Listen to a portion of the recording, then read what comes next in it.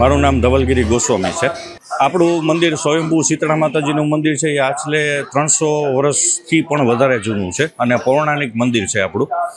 શીતળા સાતમના દિવસે ખાસ કરીને બહેનો અને એમના બાળકો વધુ પડતે દર્શનાર્થે આવતા હોય છે અને છઠના દિવસે રાંધણ છઠના દિવસે જે બહેનોએ રાંધેલું હોય એ માતાજીને અર્પણ કરે છે અને એમના પોતાના નાના બાળકો માટે તથા એમના ઘરના તમામ સભ્યો માટે એમનું સ્વાસ્થ્ય નિરોગી રહે અને એમનું જે કાંઈ એમનું જે જીવન છે એ સારું સુખમય બને એવી મનોકામના કરતા હોય છે અને માતાજીને કુલેરની પ્રસાદી ધરતા હોય છે, શ્રીફળ વધારે છે, માતાજીને ચૂંદડી, એમનો શણગાર અને મીઠું, ખાસ કરીને મીઠું માતાજીને શીતળા માતાજીને ચડાવતા હોય છે।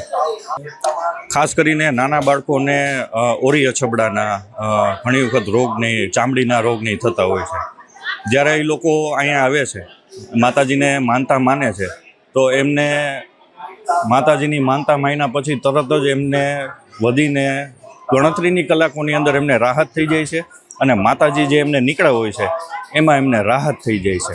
ખાસ કરીને યુવાનોની શ્રદ્ધા અતૂટ છે અને લોકો ખાસ કરીને યુવાનો અહીંયા સેવા દેવા પણ માતાજીના મંદિરે આવે છે અને એમનું વધુ પડતું આકર્ષણ માતાજીને વધારે છે। છઠની રાત્રે એટલે કે સાતમ રાત્રે 12 વાગ્યાથી શરૂ થાય તો બીજે દિવસે રાત્રે 12 વાગ્યા સુધી સળંગ 24 કલાક મંદિર ખુલ્લું રહે છે અને 24 કલાક ભક્તો માતાજીના દર્શન કરવા માટે અહીં આવતા હોય છે અને પુષ્કળ જનમેદની અને મેળાનું આયોજન પણ પટેલવાડી પાસે ભાવનગર રોડ ઉપર થાય છે અને ઘણા લોકો મેળાનો પણ આનંદ લે છે અને નાના વેપારીઓને ધંધા રોજગાર માટેનો એક અવસર પ્રાપ્ત થાય છે। મીનાબેન ગોસ્વામી। આજે અમે શીતળા માતાના મંદિરે દર્શનાર્થે આવ્યા છીએ। દર વર્ષની શ્રાવણ મહિનાની જે સાતમો આવે છે એમાં પહેલી સાતમ અને બીજી સાતમ, આ સાતમને અમે મોટી સાતમ તરીકે ઉજવીએ છીએ।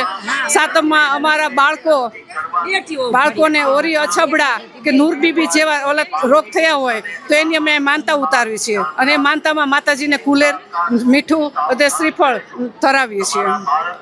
આ મંદિર લગભગ અહીંના પૂજારી દ્વારા કહેવામાં આવે છે તો 250 થી 300 વર્ષ જૂનું મંદિર છે અને માતાજીના અનેક પરચા છે કે લોકો માનતા લઈને જાય, રોતા રોતા આવે છે અને હસતા હસતા જાય છે।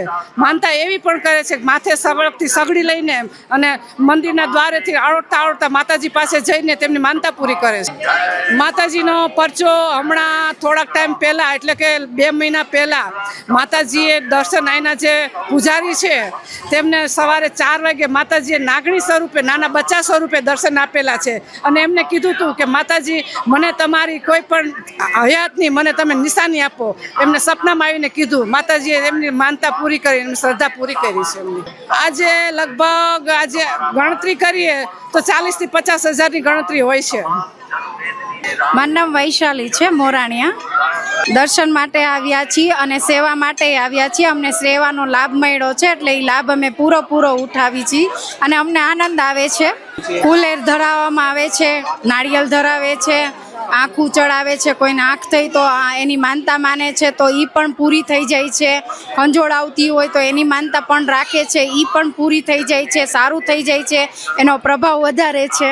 ત્યારે બાળકોની સારી રક્ષા કરે છે। ગમે એ થયું હોય બાળકને કે આંખ માથું દુખતું હોય તો એનું પણ માનતા રાખીએ તો એને એકદમ સારું થઈ જાય છે। એને અહીંયા પણ અમે પગે લગાડવા લઈ આવીએ છીએ।